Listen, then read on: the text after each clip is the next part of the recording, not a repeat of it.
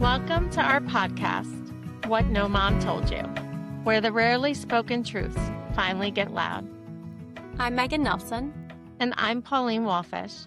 And this is a therapist-led podcast where we talk about the things no one warned you about, the truths that are often kept quiet. We're naming the messy parts of life: motherhood, fertility, loss, grief, and joy, and everything in between, without judgment. Because the rarely spoken truths need to be said out loud, and because no one should feel alone. Welcome to What No Mom Told You. Welcome back, everybody. My name's Pauline Walfish. I'm a clinical social worker here with two of my wonderful colleagues, Megan Nelson, my co-host, who's also a social worker and therapist at HHP.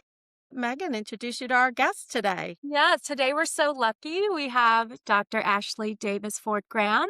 She is a licensed mental health counselor with diagnostic privileges, licensed in both New York and New Jersey, certified mental health counselor, certified in perinatal mental health. She holds a doctorate in mental health counseling. She's an advocate for polycystic ovarian syndrome, and as well as for Black maternal mental health, is also a therapist at Helping Hand Psychotherapy. Welcome. Thanks for having me. I'm so excited to be here. We are so excited to have you, Dr. Ashley, or Dr. DFG, as I've been known to Yes. call you. The Love doctor it. with Love many it. names. That is me. It is great to have you here with us today. Yes, I'm excited. We're going to get into some good stuff. Yeah. So, this podcast is really about the things that we all learned the hard way and that nobody told us these things were going to happen. And so, we've gotten to work together for a while, and I know some of the bumps along the way that you have encountered, just like all of us have. So Yeah. what is your thing that nobody prepared you for? Well, as Megan mentioned when she beautifully introduced me, I am an advocate for PCOS, or polycystic ovarian syndrome, Yeah, and you've been for a while. for a long time. So I myself have PCOS and I've dealt with it the majority of my life. Can you explain And what PCOS? yeah. Gosh, of course.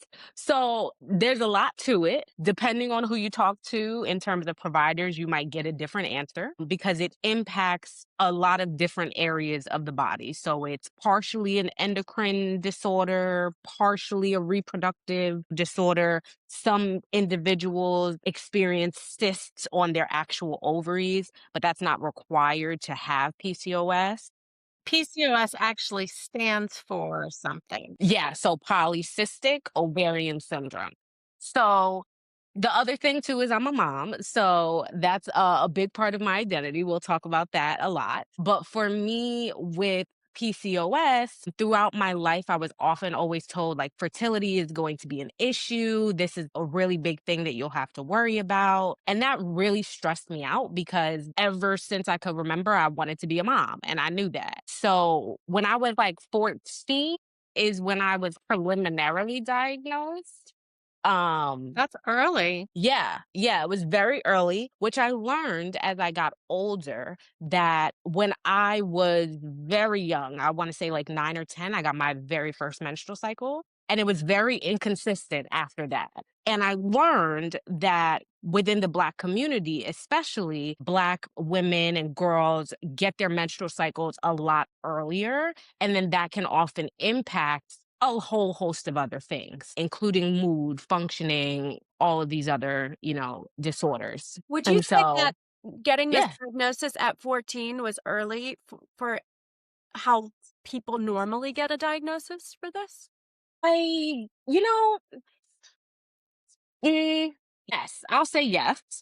Yes, some people don't find out until they're trying to get pregnant and they're having. Exactly. And so that's why I said yes. But the reason I gave pause is because, and this will go into the original question you asked me, but when I got my menstrual cycle so young, I was a dancer, I was very active. So a lot of my, my pediatrician, my providers, they were like, don't stress it too much. Like, we'll see as you get older. And then when I got to be around 13, 14, and my cycles still were not consistent, then my pediatrician sent me for blood work.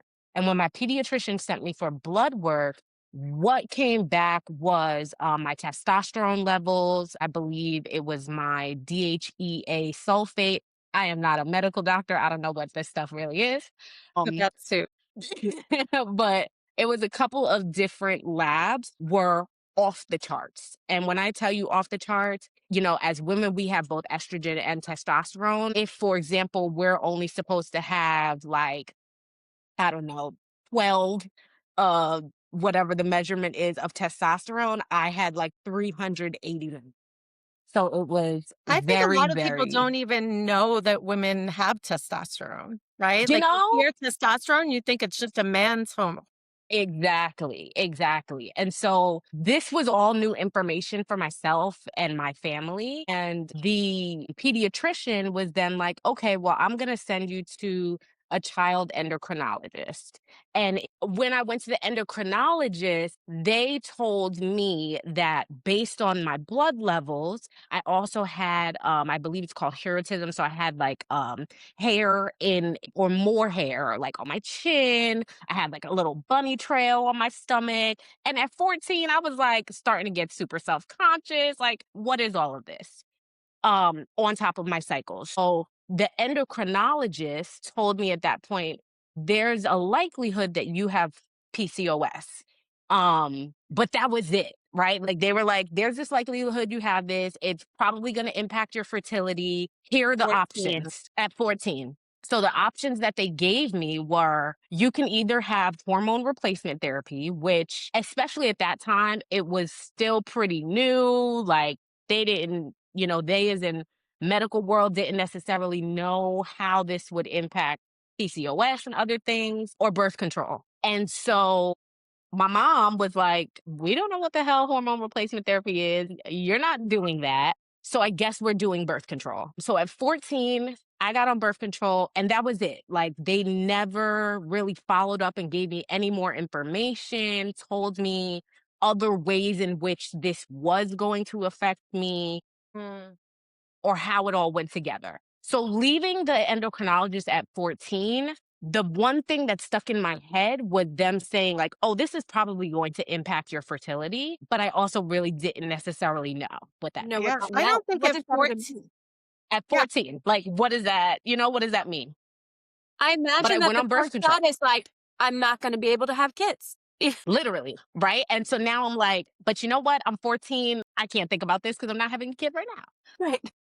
So that was it. I got on birth control and I went on about my business. And it was great, or so I thought at the time, because my cycles regulated a little bit. And I was like, oh, okay, I'm consistent now. I can plan. This is great. I feel normal, right? Right. I'm fixed. And then I graduated high school, I went to college, and as I was in college, I started experiencing life and stressors more than as a child. And I started noticing I was getting migraines, and it was to the point that I could not sleep or function unless I was in like complete darkness. Like I was very overstimulated easily. Ended up going back to my gynecologist. And at that time, he had said to me, like, it might be because you have been on birth control for all of these numbers of years. Maybe we need to try a different one, all of these different things. So fast forward, 2017, I met my now husband. And I knew when I met him, I was like, I'm gonna marry you. So in my Heck yeah. head, yeah, I was like, yeah. Yeah. So in my head, I was like, okay, yeah, like this is what's happening. And one thing I loved about our relationship, we were very transparent. So he knew about my PCOS, how I felt about wanting to be a mom. And I was so grateful because he was very supportive and really encouraging of like, okay, well, why don't we try and figure out holistic ways or like other things to understand what's going on with your body? Because at that point I still really did not have a lot of information.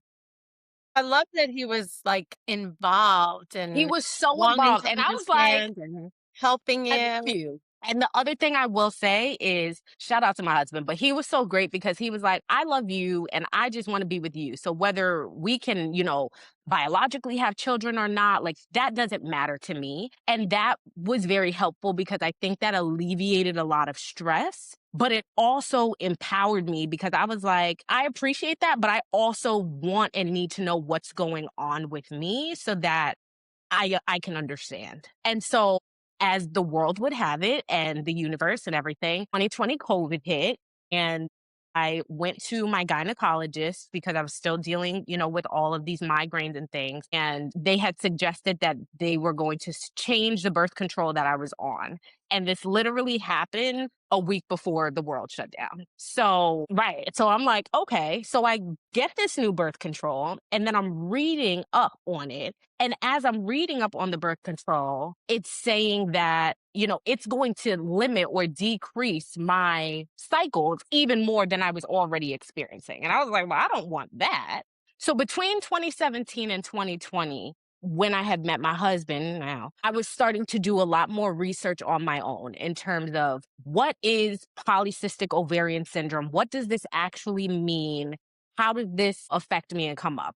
And it was at that point that I learned that it was both an endocrine and a reproductive disorder, and that it can impact your mood, your functioning, and all of these other things outside of fertility. And how birth control was not actually a fix, but it was like a band aid. And it was really just kind of masking all of the other symptoms associated with it, but not getting to the root cause. Mm. So then, my husband is like, yeah, whether it's more exercise, eating, whatever the case, like put the fertility stuff to the side. Let's just get your self regulated, your body right, all these things. That holistic approach, That right? holistic approach. 2020 comes, there wasn't a whole lot that we could do because I couldn't get in with a doctor. So at that point, we just collectively made the decision to have me go off birth control completely. And that was the first time in like 10 or 11 years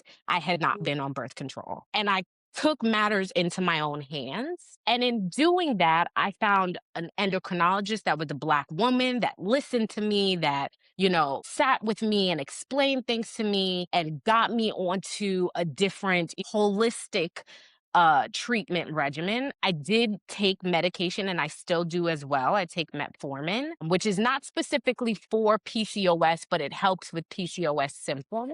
It's like an off label. Um, Yeah. yeah. And it's really for like diabetes and things of that nature. But that really helped me. It helped my weight, it helped my mood, it helped my functioning.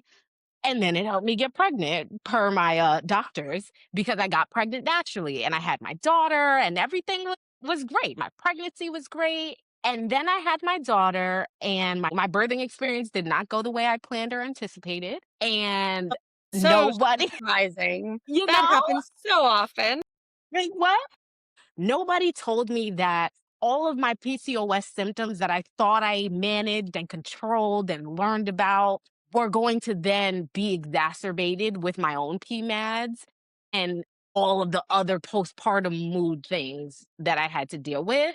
And so then I had to learn how to re engage my body and my lifestyle and everything with PCOS as a mom. As So, a yeah. postpartum mom.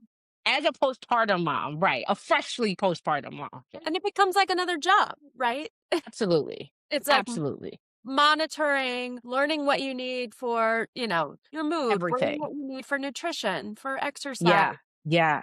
And it was also really hard because, especially being an advocate for, Black maternal health, PCOS, all of these things, I knew a lot about advocating for myself and, the different things that could come up. And I tried really hard to do that throughout my pregnancy and my birthing experience. Like I had planned to give birth at a birthing center, all of these things. I had a midwife, a doula, and things still didn't go according to plan. And you are somebody who is educated, I'm in the who field. is in the field, you know all about PMAD, you know all about PCOS, you Yep, advocated for yourself, you had an entire team, all the things that yep, we tell people to do, yep. and it still And surprised you. still, yeah. And, the other thing too is that I didn't know, nobody told me how PCOS was going to affect my pregnancy. And because I was really trying to be intentional about my birth, and wanting to be at a birthing center, the requirements were that you're not on any medication. So then it was a conversation with my midwives and my OBs about, do I continue taking this metformin that has been so helpful for me these last 3, 4 years and has helped me regulate my weight and, a lot of my symptoms and all these things so that I could have the birthing experience that I want? Or should I keep doing this? And it was a really, really stressful and big decision because I wanted to make the right decision, I don't right? get it. I don't get it. Why would you not be able to take metformin and deliver at a birthing center? Like, did they tell you what that why? So I guess they still know. They didn't tell me specific why, but it was any medication. Like there were no medications that this particular birthing center allowed patients to take. I had spoken with a bunch of people. I had done a lot of the research on my own, and I knew that it was safe to take metformin during pregnancy. And I did for the first like 16 weeks. And then after that, I stopped it with the anticipation, and then I didn't even get to give birth there. But you're right. So like, but I tell you this story. I tell you this story though because it impacted the way that I was able to trust myself because I made this decision to go off of metformin, not knowing how my PCOS symptoms were going to show up during pregnancy and freshly postpartum. And then I gained way more weight than I planned. So then my body image was out the window. And I was like, this shit is really hard. Like, why did I decide to do this? Because this sucks. So yeah. But I got my girl and she was safe and healthy and I was safe and healthy. And now it's just like nobody told me I was going to have to figure out how to do this for a third time with PCOS. And it's completely different than the other times I've had to navigate When you this. say third time, you mean postpartum. No, I mean like, well, postpartum is the third time because when I first got diagnosed was like me trying to figure it out. And then when I kind of took matters into my own hands and got off birth control. And then, once I was pregnant and now postpartum with a daughter that sees me day to day and sees, my mood fluctuations still at times, or when I am having really, really painful cycles, because that was another thing with the PCOS. Um, and so trying to navigate how I explain this to her and teach her while also figuring it out myself. As Yeah, parents, we're always thinking about, like, how we're gonna change the experience for our kids. exactly. Yeah. Yeah. I wanna go back to something that you said, though, because I think you have another hidden, like, what nobody told me in there. We might have to have you come back. Sure. But were talking about your pregnancy, something that you wanted clearly since you were a teenager, and you said, "This sucks." Yeah. Yeah. I had my daughter and I was thrilled and I was like, this is great. I loved her so much. And there was that part, but there was also the part of me trying to navigate um processing a birthing experience that was traumatic and did not go any way that I thought it was going to be. It was also me working to accept a C-section that I didn't want, I didn't plan for, was very scary. And then the recovery was horrible. It was really bad. And I am so grateful because I have a wonderful support system. And so I had a lot of people that showed up and that were here to, help take care of me and help take care of my baby and my family. But I remember even past, baby blues standpoint, which is different from PMADs, but for another episode. But I remember saying to my mom, like, I don't like this at all. Like this, I don't know why I decided to do this because I am really struggling. And it was like that for I can't even tell you how long. And to be honest, there are still very often days and times that that comes up, Well, to your point. 23 years postpartum, it still comes up. yeah, I was just like, What I happened? mean, I'm like, this at is first crazy. reading, I'm like, so that was a choice. But again, I'm like, why did I choose to do this? But also, I love it, Hmm. right? But So it's to that your duality point, that we always talk about. You can feel more everything's than one thing. coexisting. Yeah. Absolutely. Absolutely. As a birthing person who has lived with PCOS your most of your life, Yeah. Yeah. what was something that was really helpful to you? Or what was the one thing that you would want people to know? Taking my health into my own hands. Being your And own. by that, I mean, like, yeah, being my own advocate, finding like not stopping until I found providers that Mm, aligned with me, yeah, leaning on the supports. you can go see more than one provider. Right. Yeah, identifying what I valued, what was important to me from like a provider standpoint, from my diet and nutrition and the holistic aspect of things. And really leaning on advocating not only for me, but for the joy that came with being able to advocate for other people, and then being able to advocate for Black women who get cycles earlier, are not diagnosed as much, like all of the things that align with me. Because had I known any of the things that I mentioned to y'all today that I didn't know, that's not to say I would do things differently, but I think I would have been more informed to make more informed decisions. The thing that nobody told me is that PCOS affects mood and fertility and postpartum and birth. And it's going to suck sometimes, but there are ways to navigate it. Mm. And there, I said it. And you figure it out. Yeah. So, So Right. you yeah, can have this beautiful full life even with yeah, PCOS. exactly. Complicated. Thank you. Yeah. All of the things. All of the things. You are always inspiring and a joy to be around. And I appreciate you guys. we'll definitely ask Thanks you for back. having me. Thank you, Dr. DFG. No problem. I Thank appreciate you. you. And you said Thank it. you. Thanks for spending this time with us. If you found yourself nodding along or saying, same, that's kind of the point. We hope you leave today feeling a little less alone. This is what no mom told you. And yeah, there's more where that came from.